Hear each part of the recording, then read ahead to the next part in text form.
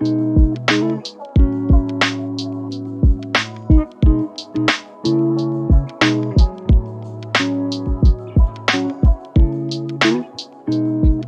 afternoon, it's me.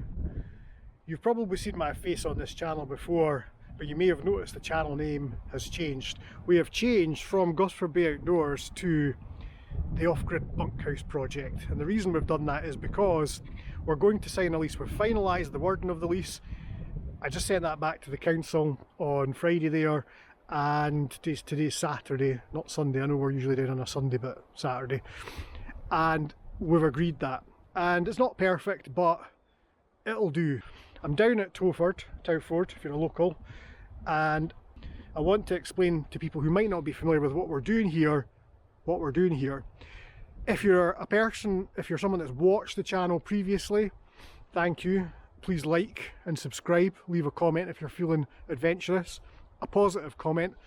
I'm not sure if the algorithm scans comments for negativity. On the off chance that it might, leave a positive comment. Say our videos changed your life. Something subtle like that. We are down at Towford. I'm down here by myself. This is it's not the first nice weekend, that would be a lie, but it is quite nice. So I came down on my own to do some work and to record this video.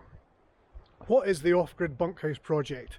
It is exactly what it sounds like. We've got a building behind us here, an old outdoor centre, an old local authority musty outdoor centre. You know the type. You went there, if your age is with me, so late 20s, that's a big fat lie, 50-ish, what about that? You will remember places like this. You would have went there in primary 7, maybe in first or second year, and they smelled a wee bit musty. You had a great time. You're not sure why. There was bark rubbing involved at some point.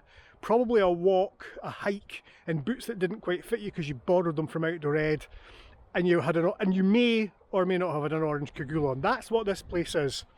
That's the kind of establishment it was when the local authority ran it as an outdoor centre. That was after it was a school. After the local authority stopped running it as an outdoor centre, charitable trust had it, and they ran it for only about 10 years.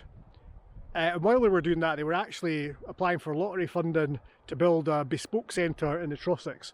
This was always, I think, a bit of they did do a lot of work, but I think it became an afterthought for them when their Trossachs, which was a much better place, that's now gone. I think it's an artist retreat, but let's not get into the details of that. The point is that we're here now. We've been here since 2019. We got tripped up by lockdown and COVID, but we're here now, and we've finally managed to get a lease, and we're about to sign it imminently. So, name change for the channel. I want to show people who may not know what this is all about, So this is us on the driveway. The outdoor centre sits in 12 acres of grounds, just over 12 acres of grounds. It's kind of hilly. We're on a hillside here in a valley, the Kale Valley. Lovely. I don't know why this hasn't been snapped up. It's lovely down here, but it is a bit hilly. So for camping, we've had to kind of scrape out flat bits. We've got a lot of pallets down that you may have seen because we are going to be building some pallet structures this year. Yeah, and that's what the plan is. We do a lot of mowing and strimming. We do a lot of digging, a lot of land management, and we do, or up until now anyway, we have been doing a lot of stick and plaster exercises on the building because it is kind of falling down. It looks like a sieve. It is slowly dissolving. It leaks so badly that all the plaster inside, which you'll see in a minute, is just not in great shape. What we have done is we've strengthened this roof here. We just finished that today.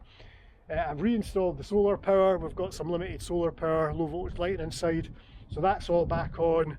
That roof, by the way, has about a gallon of decorator's caulk and another gallon of gutter sealant on it now, all on the back there. So if that leaks, basically it's been held up by decorator's caulk. Let's go inside. As we go in the back door, we've got a shower room, as you can see, wonderfully appointed. Bit fusty up there, let's not talk about that. These toilets do work. We've done a bit of an ad hoc plumbing job to get these to flush again. The septic tank, unfortunately, is somewhat full, so these cannot be used heavily.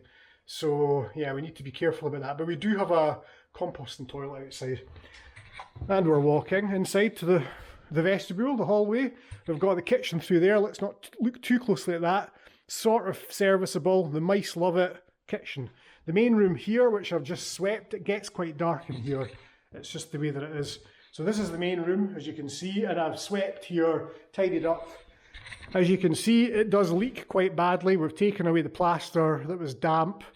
And frankly, that's just an ongoing exercise. Every time we come down, there's a dod of plaster on the wall that's fallen down because the water's come through. We have put tarps up the stairs to catch the water, but there's just an attic space above here. There's not actually a room above here, so that's all this is.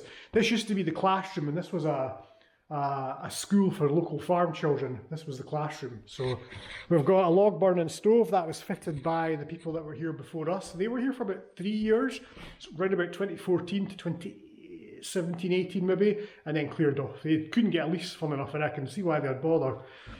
Logs that we've cut, that's fascinating. And there's the old signs. So it started off Borders Regional Council, Towford Outdoor Centre. Then it was the Towford Outdoor Centre, and Craig Van Ian ran it, and that obviously is a bit defunct now, they're gone. That just actually got wound up towards the end of last year, finally. And yeah, that's well, you're not supposed to be able to see that because it's camouflage. And then as we're walking through the hallway, kitchen here. So we have kind of done a lot of replumbing. There is an off-grid water supply, we've got a filter there, but there's something wrong with the tank up the hill. The tank is, I think it might be leaking. It's certainly not filling up. It fills up if there's a storm, but it doesn't hold the water, and we need to do some investigation. Given the level of renovation that this building needs, we will probably redo the water supply. It'll be off-grid. Currently we've got water catchment on the roof, which fills a couple of IBC tanks, which you might have seen previously, and that flushes the toilets. For drinking water, we have to bring that in because we're not quite set up yet. We oven there, mouse-proof storage for stuff, mouse food. We use this. We put this on our mouse traps. I think we've got about, well, let's not talk about how many mice we've got. Quite a lot. This is the one of the leader rooms, as you can see. Wonderfully appointed it is.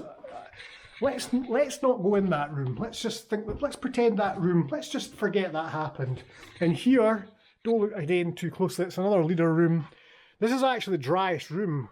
Ignore that up there. And yeah, and it's just a room. It's got bunk beds in it, and we're just using it for storage just now. Upstairs, this was actually, I thought these were the classrooms, but they're not. This was the living quarters of the headmaster, teacher / headmaster, mistress. So they had their toilet up here, which I bet that might be an addition there. There is a toilet there with 3 sinks. That's for if you're in a relationship, which is a throuple. That's what that's for. It's not, it's so that kids can wash their hands. I mean, that's like from the 1980s. There wasn't enough throuples in the 1980s, did they? Maybe they did, who knows? Let's not get into that. Here we've got, I don't know, a room. This was a dorm, let's be honest. But we've got these tarps here to catch rain because I don't know if you can see daylight through the roof there, but you can. The roof is in a terrible state. You see we've got beams down here. They came down last year and we've just had a bit of a job trying to get that. So anyway, the first port of call with this, the first job we've got to do is replace the roof. So what we're going to do is we're going to get some kids together, some young people, give them some ladders and some hammers and just send them up and see what happens. No, I made that up. We're not doing that. We need to raise about £100,000 to get the roof replaced. The roof is goosed. I'm not averse to sending young people up ladders onto roofs. Fully risk assessed, of course, but that's not going to happen here. We've got more tarp in here, and as you can see, it's not in great shape. But we are catching 90% of the water, and it goes down the toilet there. That's the toilet from Train Spotting. I don't know if you know that, but it is. I just made that up. It's not that at all. So let's go out of here and have a look around the grounds, because really the building is a bit depressing. I mean, if you can see the potential of it, great. But the real, I don't know, luxury is the right word? The real potential is in the grounds, the land. 12.8 acres, hillside outlook, has a river, has a pond. Let's go and have a look.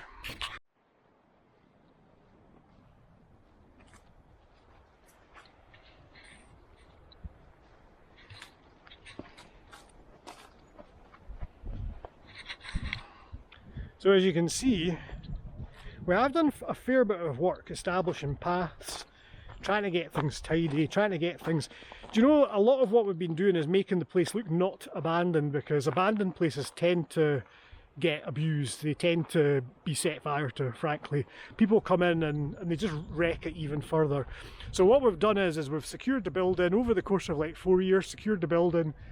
Really, I know it doesn't look like much, but we have tidied it up so much. I think 3 generations of young people, not generations, like iterations. We've had like groups of young people come through, they stay for about 5-6 years and then they go off to university and stuff.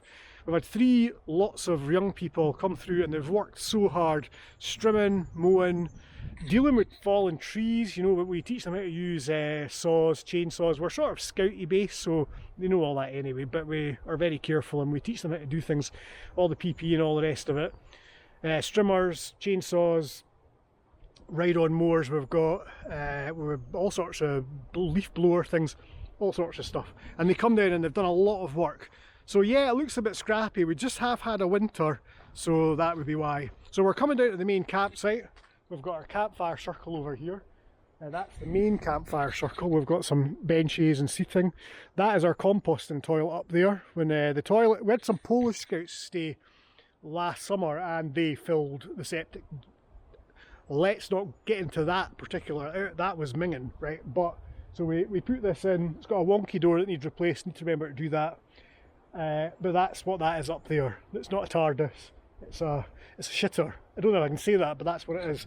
And over here we've got our ice cream kiosk. That's a wood store. And we've got benching and we've got our main sort of campfire circle. The plan at Easter, we're trying to raise some money, is to actually get the path here all properly laid out. We'll get some membrane down and put some hardcore, some sort of like maybe road planings or something. And as we go down, you can see this is from Storm Eowyn, from one of the storms. Might be Storm Eowyn. So every now and again a tree just blows down.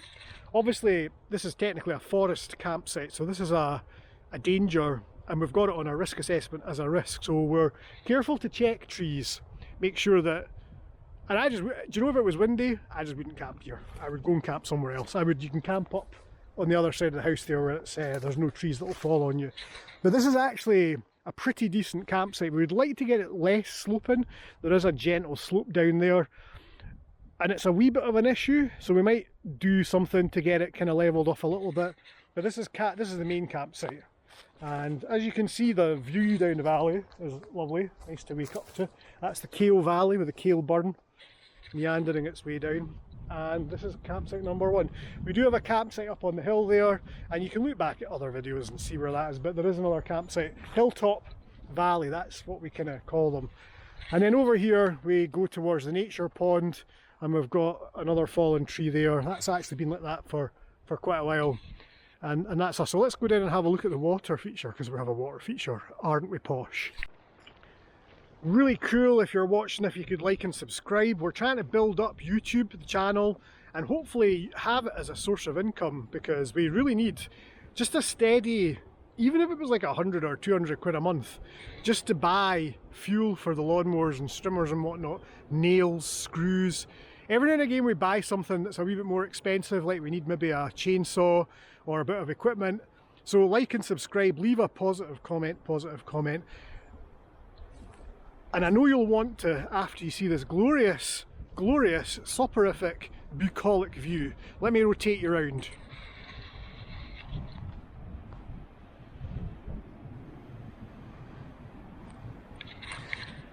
This is our water feature, sort of.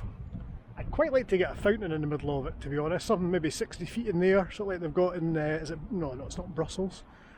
I shouldn't have started this because I don't actually know where that, well, I do know where it is, but I can't remember. So let's go down here. This is also on our risk assessment. We are going to establish some decent paths, because for some reason there's just a big, you might not be able to see it very well, but over here there's just a huge big sort of like, not a cliff, hardly a cliff, but so yeah, we could do with being able to get machinery down here to do work. But look at this.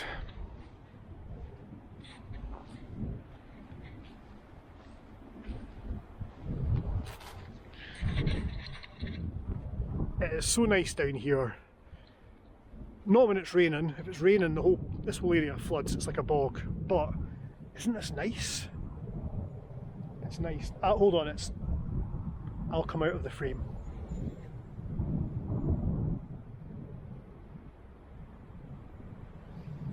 And it's horrible again. Right, so this is our pond. Now you can't go in this pond. Let me say that again so that you understand. If you're down here, you can't go in the pond. It has a very muddy bottom in which you will get stuck. It does empty, like in the summer, it does empty. It fills out, the river's just over yonder, and it fills from the river, and there's a circulation thing going on. It needs attention, another thing on the list. So it's very muddy, so it does empty. And one of our younger members did go out for a wee walk on it and very nearly got stuck. I had to rescue him. It was a show of heroism that, well, frankly, the valley's not seen anything like it before or since. He just walked out. It was a bit hairy, but very muddy bottom as a duck. Yeah, so we can't, it's not for swimming. You can swim in the river, you can't swim in that. Also, it's pretty good for wildlife. There's frogs and tadpoles and piranha fish and alligators in there. So yeah, so we leave that for wildlife. Let's go and have a look at the river, because you can swim in that or paddle in it.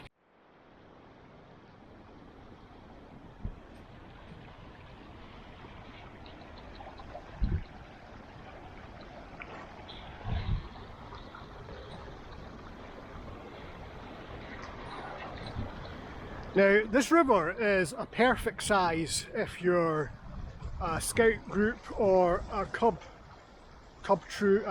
pack, or maybe not beavers. Beavers would get washed away. Let's not put beavers in the river. But it's not so huge and fast flowing that you get into trouble. It's good for paddling. There are spots that are quite deep, maybe 3, maybe 4 feet. And we do have a waterfall down by where we don't actually know how deep it is. I think it's bottomless. But it probably isn't, let's be honest. But it is quite deep, certainly more than 6 feet. Bit of a plunge pool. And there's also a bit of a flume, a very muddy flume, but a flume nevertheless. But this is a river.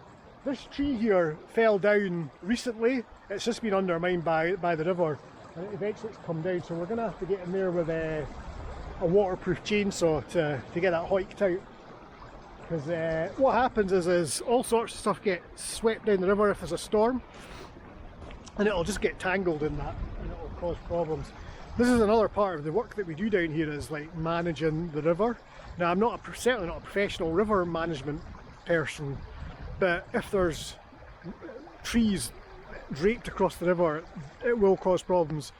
And also, it looks tidier if there isn't a tree in the river, I think. I don't know, but there you go. We're all learning. That's part of the process down here. Is we're learning to do things. So, and we're learning, we're looking at YouTube videos, and the young people are learning as well. The trick is to not do anything that we're not comfortable doing, because that's when people's legs get chopped off. This is a deep part of the river. You'll probably not be able to see, but down here it gets a wee bit on the deep side. Not too deep over here. This is the other end of the pond. It's lovely. Well, we have a tree house here, and then this is quite deep. So I don't think you could jump into that. I mean, I suppose you could, maybe. I'm not, because I can't swim. So we'll send one of the kids and see what happens. I'm just joking, we're not doing that. So we're down in the bottom sort of northeastern corner of the land. This land for such a long time wasn't looked after, hence all the fallen trees. These trees, if they fall and you deal with them straight away, it's fine. I don't even think this is dead, to be honest. I think it's still probably somewhat alive, but as you can see, we've got another tree here. All this. So we need to get in there with our chainsaws, axes, our pro saws, and get all that sorted out. So there you go. I'm not going to do much more. There's land. It goes away up the hill there where the water tank is. And that's where we are. So listen, if you're local to where we are, we're down in the borders, get in touch. If you want to be involved, get in touch. We're especially interested in having young people aged 12 to 18 on work parties. So if you're part of an organised group, you need to be you can't just turn up, right? You need to be part of an organised group. Now, You can either do that through Gosford Outdoors, which is our youth organisation. That's the name of the charity. It's a SIO. You can look that up. I don't know our charity number off the top of my head, but it'll be somewhere. I'll put it on the screen. If you want to be involved, get in touch. If you're an adult and you want to be involved, also get in touch. You need to be PVG'd, because we've got young folk down here, but we're looking for people who are interested in the outdoors and who maybe have skills that we don't have, so that we can get this place properly developed. Any sort of building skills, and also any contacts in the Towford, Jedburgh, Oxton, Hoonham area, you know, all that sort of stuff. Like and subscribe, please. Like and subscribe, leave a comment, and if we can get the subscriber list up, that would be fantastic, because then we could maybe get monetized, and all the money that would come from YouTube, assuming we're still here and we've not like disappeared into horrible radioactive conflagration, yeah, it's worth doing. To be fair, if there is some sort of awful thing going down, here would be a good hidey hole. That's all I'm saying. I'm just saying, here would be a good place to hide out. Maybe. Right, that's it for now. We'll see you in the next video. Cheers.